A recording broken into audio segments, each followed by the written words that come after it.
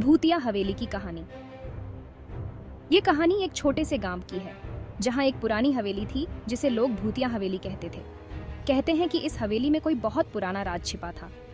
कई सालों से कोई भी उस हवेली के पास जाने की हिम्मत नहीं करता था, क्योंकि जिसने भी वहां जाने की कोशिश की वो वापस कभी नहीं लौटा। गांव में एक लड़का था जिसका नाम अर्जुन था। उसे भूत प्रेतों पर विश्वास नहीं था। उसने ठान लिया कि वो इस हवेली में जाएगा और सबको साबित करेगा कि वहां कोई भूत नहीं है। एक रात अर्जुन ने अकेले हवेली में जाने का फैसला किया।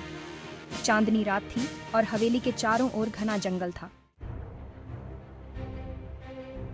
अर्जुन हवेली के दरवाजे पर पहुंचा और धक्का देते ही दरवाजा खुल गया। हवेली के अंदर घुप अंधेरा था। अर्जुन ने टॉर्च जलाया और अंदर कदम रखा। हवेली की दीवारें जर्जर हो चुकी थीं और जगह जगह मकड़ियों के जाले लटके हुए थे। चलते चलते उसे एक हल्की सी आवाज़ सुनाई दी। उसे लगा शायद हवा का शोर है, लेकिन जैसे जैसे वो अंदर जाता गया आवाज़ तेज होती गई। वो एक बड़े कमरे में पहुंचा जहां एक पुरानी कुर्सी हिल रही थी, लेकिन वहां कोई नहीं था। अर्जुन का दिल तेजी से धड़कने लगा। तभी अचानक उसे एक परछाई दिखी। वो मुड़ा, लेकिन वहां कोई नहीं था। उसने फिर से टॉर्च घुमाई और इस बार उसे एक बूढ़ी औरत दिखाई दी जो सफ़ेद कपड़े पहने हुए थी और उसकी आंखें चमक रही थीं। अर्जुन का शरीर ठंडा पड़ गया। वो समझ नहीं पा रहा था कि ये औरत कौन है, और अचानक वो औरत गायब हो गई।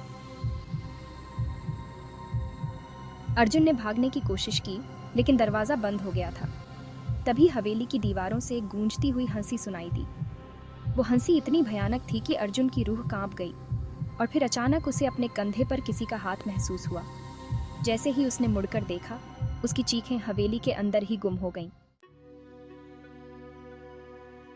अर्जुन कभी उस हवेली से वापस नहीं आया, और गांव वालों ने फिर कभी उस हवेली के पास जाने की हिम्मत नहीं की।